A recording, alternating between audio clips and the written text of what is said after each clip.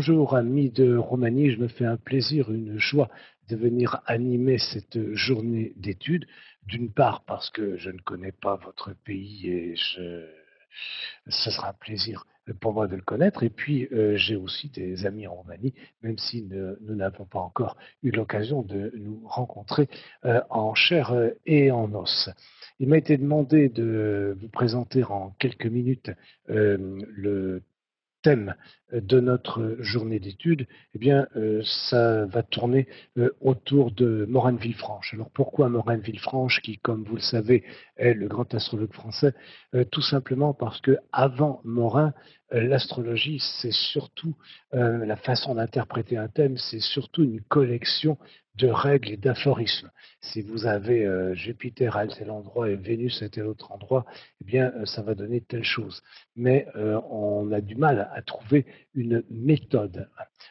Comment on interprète un thème de façon organisée, méthodique. Si bien que quand on s'en tient à ces règles toutes faites, eh bien, on y va le plus souvent un peu, au mieux à l'intuition, euh, au pire au hasard total. Donc Morin va organiser, structurer, chercher quelles sont les règles qui sont sous-jacentes à l'interprétation du thème, à tous ces aphorismes, à toutes ces informations éparses quand on parle des planètes en signe, des planètes en aspect, des planètes en maison, qui pris isolément ne fonctionnent pas. Alors je vais tout simplement vous donner un exemple tout simple, tout bête, euh, mais bien sûr nous irons beaucoup plus loin lors de notre journée d'études. Supposez que l'astrologue soit avec un thème où le Soleil soit conjoint à Saturne.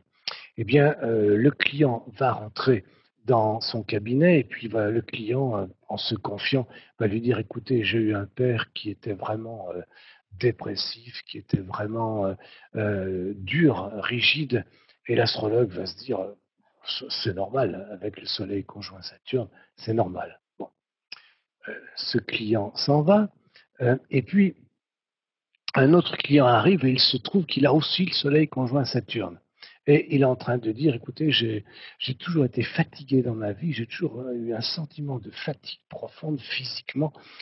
Et l'astrologue va se dire, bon, le Soleil c'est la vitalité, conjoint Saturne, c'est un petit peu normal. Le troisième client se présente, par un hasard encore plus grand, il a une conjonction Soleil-Saturne, et puis il dit, voilà, j'ai une très mauvaise vue, j'ai toujours des problèmes avec les yeux, c'est terrible, et c'est le Soleil-Saturne. Et puis un cinquième client arrive, j'ai fait 3 infarctus, au niveau cardiaque, c'est terrible, à chaque fois j'ai failli mourir, ah oui, Soleil-Saturne. Bon, euh, et en réalité, dans ce raisonnement-là, il y a quelque chose qui ne colle pas. Parce que ce n'est pas parce que vous avez le Soleil conjoint Saturne que vous avez à la fois des problèmes de cœur, des problèmes de vue, un côté fatigué, un côté timide et un père rigide. Ça n'est pas possible. L'expérience montre que tout ça ne fonctionne pas simultanément. Vous pouvez avoir un père parfaitement jovial et sympathique et puis avoir eu vos 3 infarctus. Donc Morin va nous expliquer comment on fait pour savoir de quoi parle le Soleil dans chaque thème précis. Autre exemple, supposons que j'ai Jupiter en maison 5. Est-ce que ça veut dire que je vais gagner au loto? Jupiter, c'est les finances. Est-ce que ça veut dire que je vais avoir un enfant jovial, joyeux? Est-ce que ça veut dire que ma petite amie est plutôt quelqu'un qui a une silhouette un petit peu arrondie? Parce que c'est des amours aussi, la maison 5. Bref, on y va un peu au hasard. Eh bien, voilà un élément de réponse. Quand on a interprété comme ça dans l'absolu la conjonction Soleil-Saturne, eh bien, il manquait quelque chose. Il manquait les maisons. Il manquait un ciel récepteur. Nous n'avons travaillé qu'avec un ciel émetteur. Et ce sont les maisons qui vont nous dire, qui vont sélectionner le bon attribut.